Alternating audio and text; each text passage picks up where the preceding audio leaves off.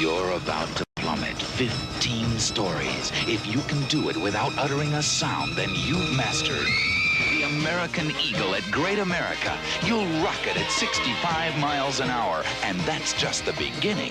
Come on, let's ride it again! No way. Unless you let me hold your hand.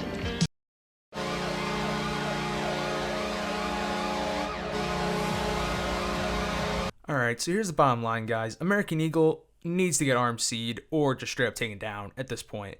The ride is approaching 40 years of operation, which, is really impressive, really great, should be celebrated.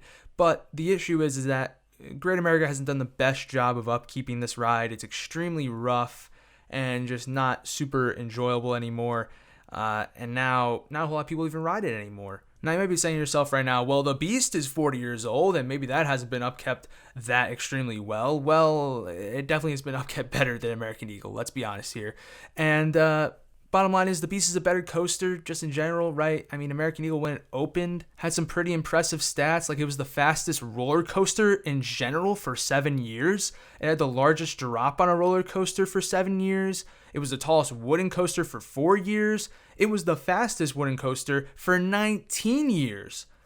So it had some pretty impressive stats going for it in the early, times of its operation. But now it currently, only holds some, kind of contingent world records, if you will. Like, it's the fastest racing wooden coaster. Wow. The longest racing wooden coaster. Incredible. But bottom line is those stats really aren't that impressive, especially when the ride is so rough. And it really honestly isn't even a racing coaster anymore because it doesn't race anymore. Another thing that's different from the Beast is that the Beast was manufactured by Kings Island themselves, whereas American Eagle here was manufactured by Intamin, right? Their very first wooden coaster, right? And if you know Intamin, you know that they really haven't done a whole lot of wooden coasters over the years, but they did do El Toro in 2006, which of course is arguably it is their best wooden coaster, and it's arguably one of the best wooden coasters out there today. So one could argue that American Eagle walked so El Toro could run. And here's the thing, obviously I understand that we want to kind of preserve coasters for as long as we can, and American Eagle being such a trendsetter and big step in roller coaster history, we would love to keep it around. I get it, but the bottom line is Great America has not done a good job of upkeeping this ride. They could go for a complete overhaul and refurbish it, but I think that for future expansion, it would be much better if they RMC'd it, and I'll explain further why. This has been a rumor for quite some time, and I can't necessarily tell exactly when the rumor started, but obviously it hasn't happened yet. The ride has not been RMC'd yet. Now, I'm not entirely sure what the validity of these rumors are and if they hold any water, but bottom line is that Great America should RMC American Eagle. And I know what you're already going to say, Great America already has an RMC with Goliath. Why do they need another one? And the answer really is they don't. I mean, no park really needs two RMC hybrids, but really, it's the only logical option when you think about it. American Eagle takes up a huge chunk of Great America's land. And to tear all that down would not only take a long time, but it'd be pretty expensive. Not to mention, whatever they would eventually end up building there could also be extremely expensive at the end of the day. But if they RMC it, they can keep a good amount of that structure still up, which would allow them to save a lot of money on the construction cost of that new coaster. I mean, basically, this is just me explaining why the RMC wood to steel conversion model even works in the first place. But yeah, you get the idea. It just makes sense for why Great America would want to replace American Eagle with an RMC. Another thing you got to remember, too, is that right now, Great America is operating on very little expansion space. They are really kind of using all their optimal space right now. The only place they can really expand at this very moment in time is into the parking lot, which is obviously a very risky thing to do because on some days they do fill up majority of that parking lot. So another potential benefit of RMCing it is that they wouldn't need to use all the land that American Eagle currently takes up. Six Flags Great America could employ the same strategy that Busch Gardens Tampa is using for Iron Gwazi, where they only used one of the racing coasters that was originally part of Gwazi. So the same thing could happen here where they only use one of the racing coasters from American Eagle for the RMC outline, which will save them a bit of space. But on top of that, they don't have to make it as long as American Eagle was, and they can leave a good chunk of that space open for future expansion. And for you guys who have been on the ride, you guys know how long that queue is.